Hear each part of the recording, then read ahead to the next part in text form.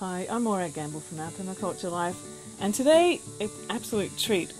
Jelly Allen is a friend of mine who I've known for, gosh, over 20 years, I think. As long as this garden, Yes. Morag, my two friends. Oh my gosh, and it's an amazing garden, and I'm really looking forward to walking through the garden with Jenny and to see how it's evolved over the years, because one of the really important things about garden design, permaculture design, is the focus on succession, of enabling the garden to evolve over time and with your needs, and that's something that Jenny can really talk about because it has. And one of her focuses she's going to talk today about is how it's evolved with her children over the time and with your energy at different times, and how your life's changed over times, and how the way that you designed it enabled your garden to evolve just naturally with that process. So we're in for a treat, and so let's go.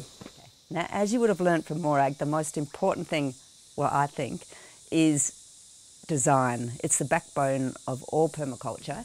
And I look out here, I designed this 20 years ago, and I designed it mainly as a food forest.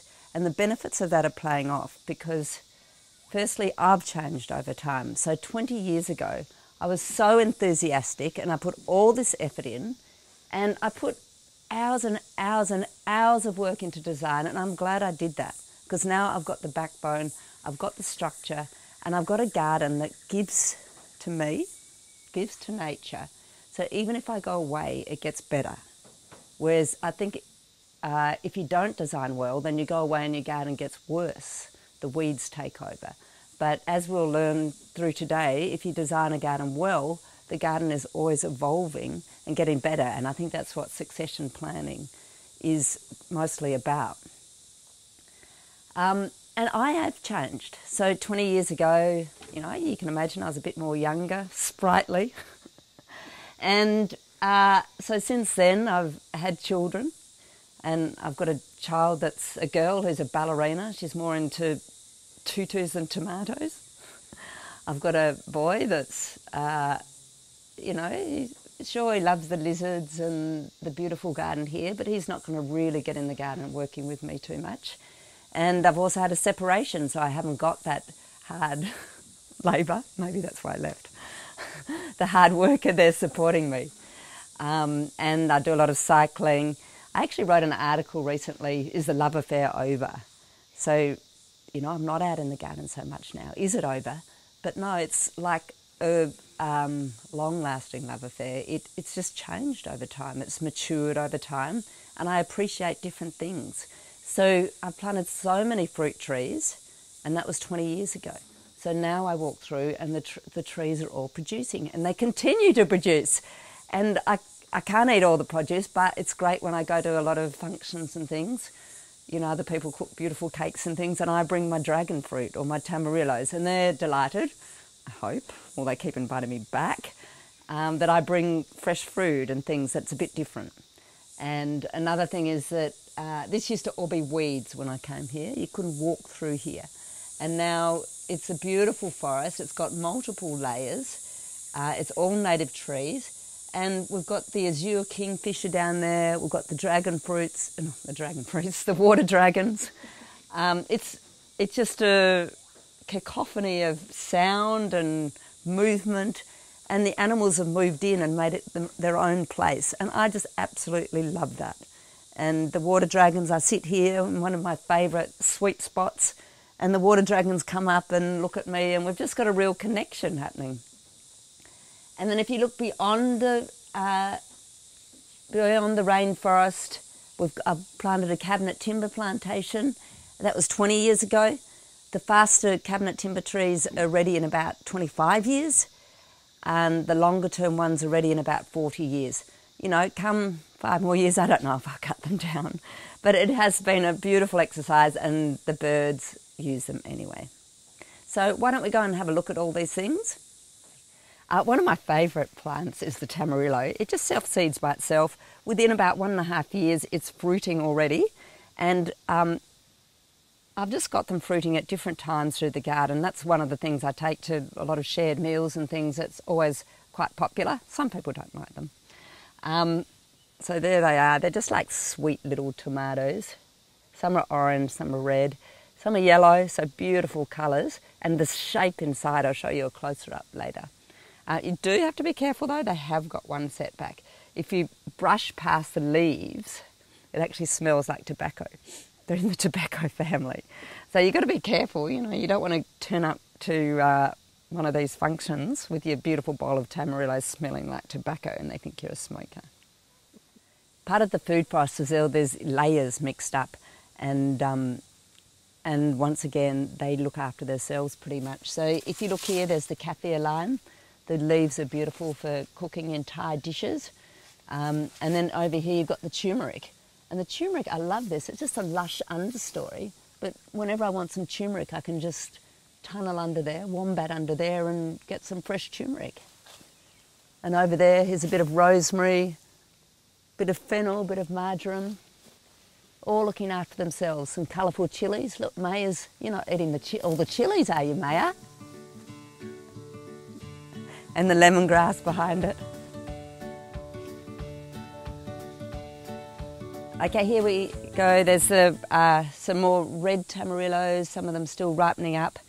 Cassava, you can either eat or cut back and use as an understory. It's so easy to grow. You just put a stake in the ground, and I actually really like it. Although you have to be careful, the authorities come and they might think that you're growing a marijuana crop. Anyway, and bananas, oranges,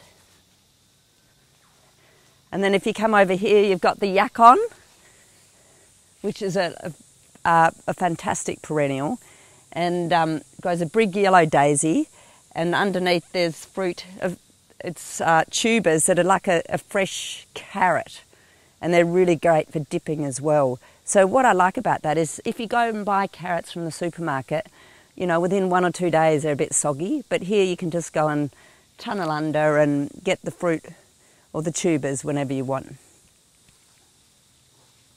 I noticed here you got some canna in here, some canna edulis. Do you use your canna, or are you just using that as a mainly as a mulch source. Yeah, that's great for that. Yeah, and that's amongst the nectarine. How do you go with your nectarine here in the subtropics? Do you find it's easy to manage, or? If you're a bagger. Yeah.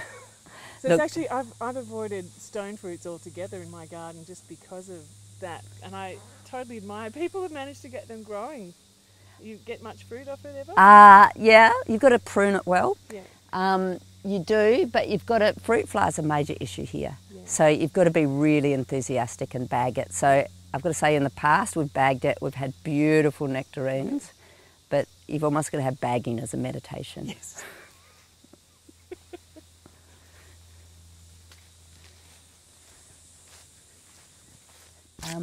Of course, part of permaculture is designing everything around your house and where you live. For me, it's been really important not to enclose the plants too much. You can get very enthusiastic and plant your food forest and then realise that little seedling that you bought, the 6-inch seedling, turns out to be a massive tree and costs thousands of dollars to cut down. So that all comes in the design phase. And I spent a lot of time around nurseries as well, just going and reading labels, seeing how tall things grow. I did do one mistake. I had bought the Davidson plum, which I love looking down on the leaves sprouting out from the veranda. But I didn't realise I'd bought the North Australian variety. And everything in North Australia grows a lot more than in southeast Queensland. So it went up and up and up and up and never stopped. And so sadly, we've got to keep pruning that back. It doesn't like being pruned back, but that's one example of a tree in the wrong place. And there was a storm the other day, and the beauty of having the big trees away from your house is that you can sleep at night and not be scared that a tree is going to fall down on your house. Now, along the pathways, I've got some aromatic plants. And for me, it's part of the senses. So I wrote a book about permaculture, and in the past, well, this was 15 years ago, in the past, permaculture has been quite utilitarian and very practical and black and white models of everything you should do. So what I was trying to do is show, how you can also arouse your senses, and that's what you do as well, Morag. It's more than just the mathematical engineering design. It's about playing on those senses. So along the pathways here, for example, I've got the lemon myrtle. Oh, it's like a sherbet smell. I just love it. Even just smelling it, it's uplifting. And you can have that in cups of tea. You can cook with it quite readily. And if you come further along, actually this is probably an example of something that's sort of in the wrong place. I wanted the finger lime here because so that the children love picking the finger limes. If you have one here, and so I wanted it in a place where you go past, the children go past a lot. And this,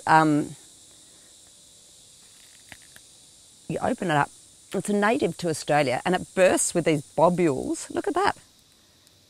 Citrus flavoured globules, beautiful in drinks. So the beauty of this tree is that the children are running past. It's one of their favourite things. When people come over, they run down here. Their friends, we're known as the finger lime family. Hopefully other things as well. But it is a bit prickly, so it's a bit too close to the pathway. So we have to kind of cut this edge off here. So sometimes the senses that you're after. Yeah, a bit of acupuncture when you're running down. So sometimes you're thinking of one thing like having the finger lime readily available to pluck, and then secondly you forget, okay, it is going to be prickly and it is too close. But because it's a prickly plant, it also catches little birds like to nest in it. So that's fantastic. I love my garden's also for wildlife as well, and I've probably gone more from food production into integrating with wildlife. And that's also the beauty of being here for 20 years. The animals, the birds, they've all come in and made it their home.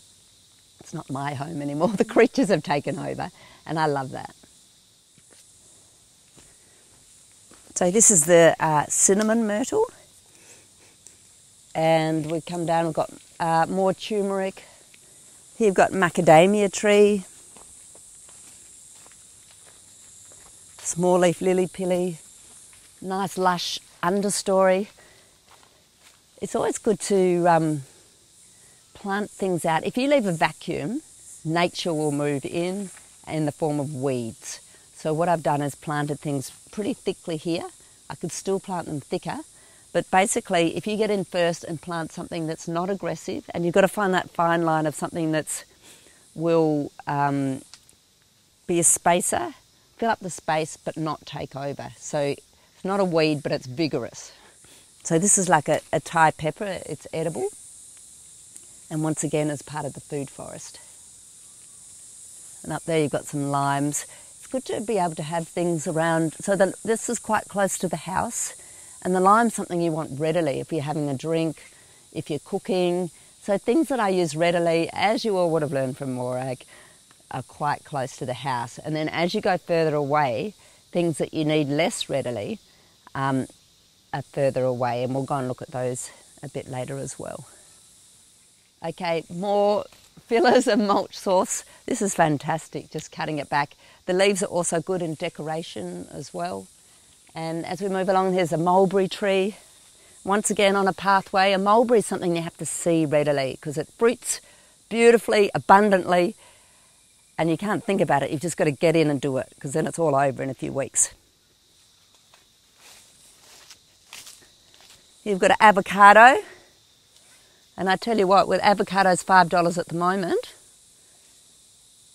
that is a prize source. In fact, I've been keeping it secret, but I've let on now. Hopefully I'll have to harvest it before this goes to air. And the citrus is here to get good drainage. Here you come for sugar cane. The kids, especially when they're younger, you just cut down the sugar cane and they chew on it. That was always a good trick at parties. So this is Wildlife Central here, the water. And we've got lots of trees that are overhanging the water. If you see that macaranga there, the lizards at night, the water dragons, they line up, because it's a bit horizontal, they line up there at night. It's like a bit like a parking lot. They all move in. And then if there's any noise, they'll all jump into the water. So these are different spots because it's a horizontal limb over water. The lizards have learnt that's the safest place for them to be. And by having lots of different ecological niches, the creatures work out what is the best niche for them to be that's the safest. This is also a duck island, so that the ducks can have their babies there and we go there for safety. As you'll see, there's... Oh, sorry, I'll start again. So this is the more tropical side of the garden. It's on the northeast side in the southern hemisphere.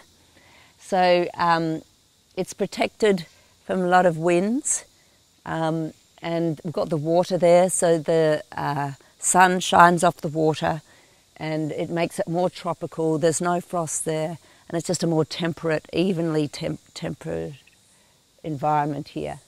And I look at those palm trees. I remember planting them 19 years ago, and I just adore palm trees. And that's also a little message for people, is that don't wait, or after you've done your design. Get in and plant, because then you've got all these trees that are going to be mature so much faster. And they're just a delight. That's one of the things now for me, is having this mature garden around me.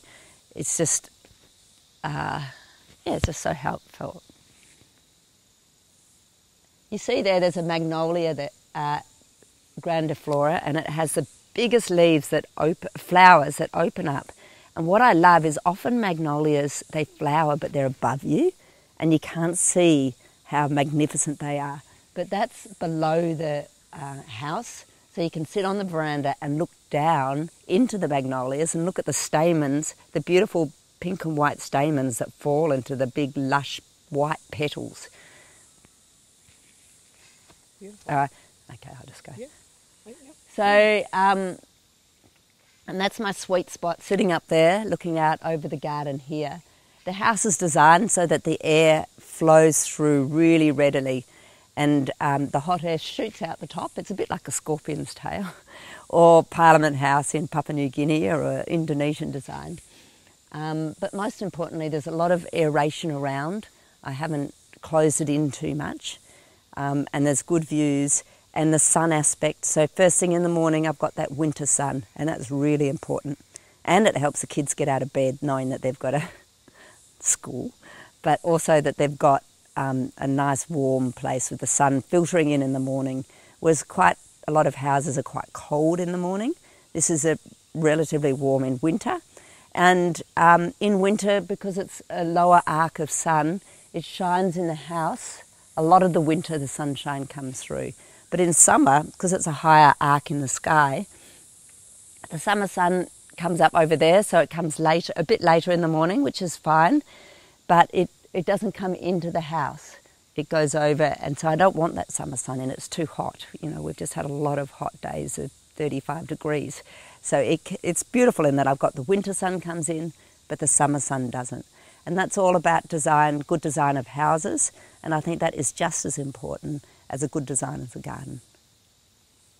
This is further away from the house. I'd call this my zone 3, even going up into zone 4. So these are the bigger fruit trees. It's a bit messier because I maintain things best close to the house, and then as you go further away, they're less maintained. But it's the bigger fruit trees like the mangoes, custard apple, Brazilian cherry. We've got one big swale here because we needed more soil with a high clay content for the pond. The pond actually used to be a weed patch. Oh, wow. So it was mosquito infested, and so yeah, it's a beautiful spot now. Here are the macadamias. Native to Australia, even though the Americans call them their own. They're Hawaiian nuts.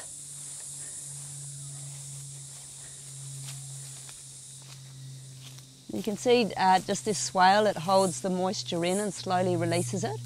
So basically water goes down. Once you've lost water down the hill, it's really hard to get it back uphill. So the secret is to slow it down as much as possible. And I think it's a bit like money. Once you spend money, it's a lot harder to get it again. But if you slow down that spending... What's interesting about your swale here, I've noticed, is how wide it is. Yeah, it's an enormous swale. Is that? A whale of a swale. Do you find, so with the concept of swales, do you find that being wider it's easier to manage, or what do you think about sort of the narrower swales as well? It's always a Well, we've got a lot of space to be wide here, but it's also the mowing. It makes it heaps easier to mow. And, you know, it's double function. We needed the clay in it to make the dam wall. So it has been beautiful in that it also creates a bit of a reprieve, having the flat area on a slope.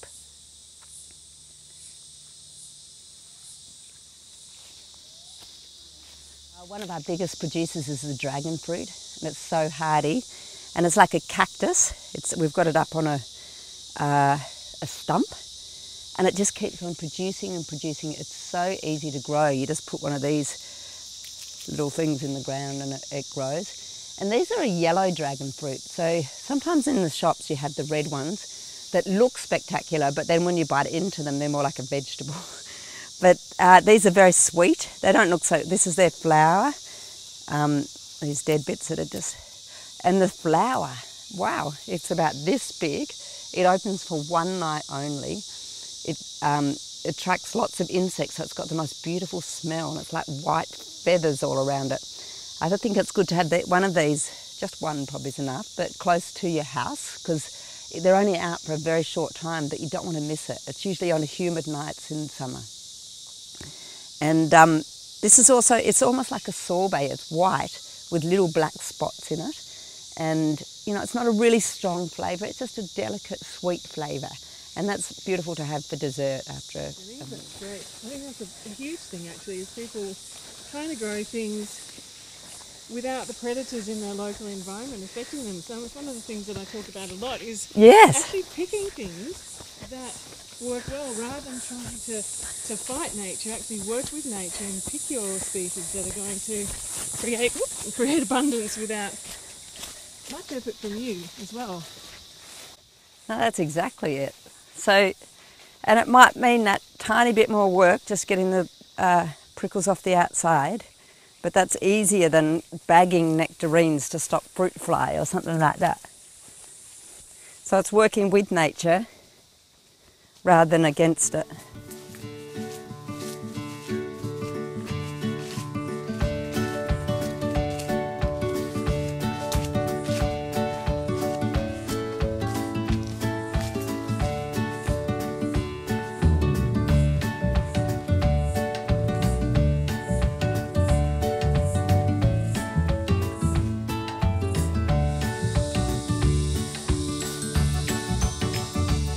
And here we have a little tree house. If you come around, beautiful spiral stairs. And it's nice to have a little place to get away, to write, or just to have your own little peace and quiet in the trees. Especially when the kids were younger. I used to go there quite a lot. It was just my own little escape. We're out here in zone 5, so this is like the border of the property. This is as far away as we get from the house. It used to be massive weeds in here, lantana and privet, and you couldn't walk through here. So we've cleared that. Some plants are just coming back naturally, rainforest plants, and others we've planted. So I like to keep on replanting and making sure that we grow more rainforest and put it back to its natural habitat as much as possible, but only in the outer areas so that we don't enclose in on ourselves too much and create the humidity and the danger of big trees around you. Okay, so these guards are really helpful, probably mostly so the whippersnipper people see them, because you're going to lose a lot of trees from people whippersnipping, and they stop creatures eating the bottom of them as well.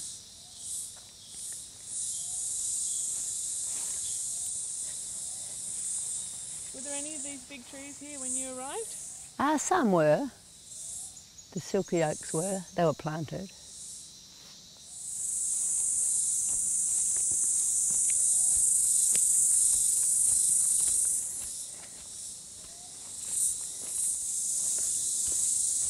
So we've got a endangered species here, the Richmond birdwing butterfly, and it only eats one vine. So I've planted some of these around. And recently we have seen some Richmond birdwing butterflies. So it's beautiful. So if you come through here, I planted these trees with help from friends 20 years ago. And look at some of those bases. So this is part of a cabinet timber plantation. The faster ones, which will be ready in 25 years from when I planted, so that's 5 more years.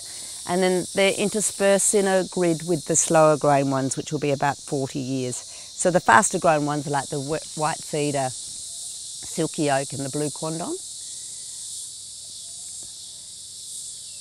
But mind you, I don't know if I'd ever cut them down. It's a hard thing, isn't it? Once you get a beautiful forest, I know. Habitat value, you sort of think, wow, maybe instead of it's zone 4, it just becomes zone 5. But you know, maybe in another 20 years' time, maybe you may need them. Yeah, exactly. So they're there, and I'm glad I planted them, and whatever happens, happens. They're better in than not in, I reckon. And, you know, they say they'll be worth about $25,000 each tree, just the timber content in it alone. But it's still pretty sad to cut down a tree, but good to know they're there. So so a lot of those crow's nests, the big leafy plants, have just planted themselves. We put a few in there initially, but they just replant themselves. It's in a moist gully. We've planted up the gully, and once again it starts to look after itself now. So I love it when you can step back and nature takes over.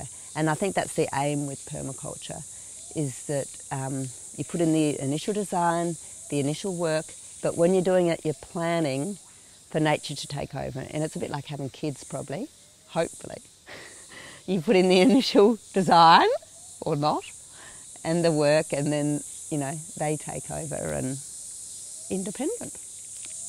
Pathways are also very important, and to have them in the design, because then you're planting your trees around the pathways, and your access through your property is important, because if you don't plan your access, then you don't go there, and it's a lot harder to put the pathways in after you've planted. So that's the initial thing that goes in, is pathways. They're very important.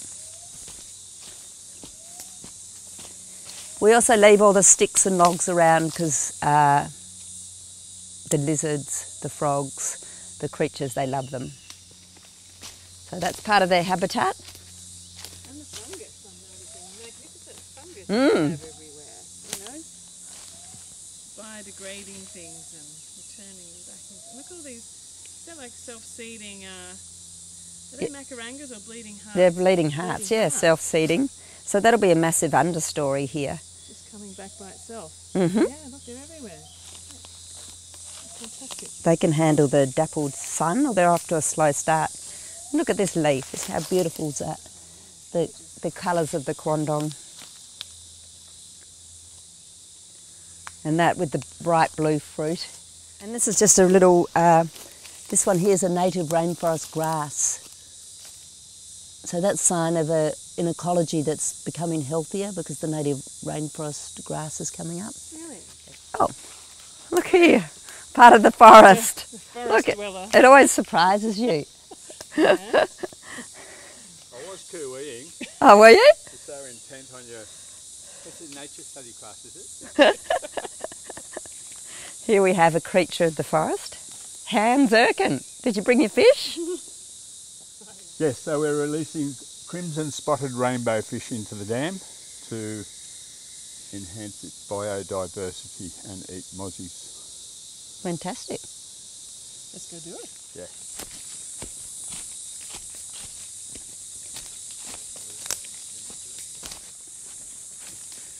This is a beautiful spot down here, just along the creek.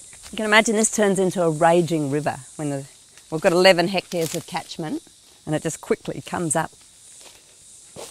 How high have you seen it come up? This is surf coming down here. Wow. I know. Oh, that's amazing.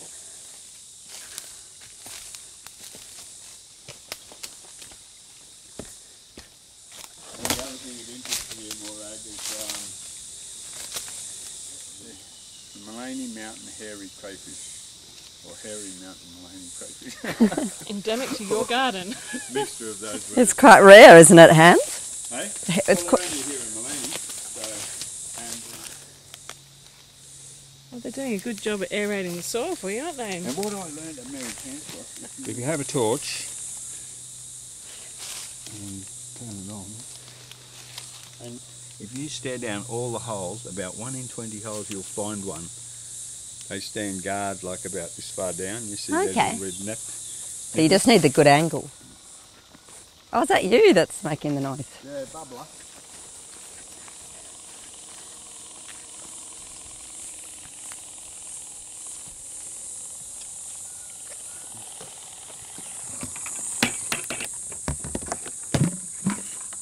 See, they're pretty much all babies. Okay. But they're young, so they're not showing much colour.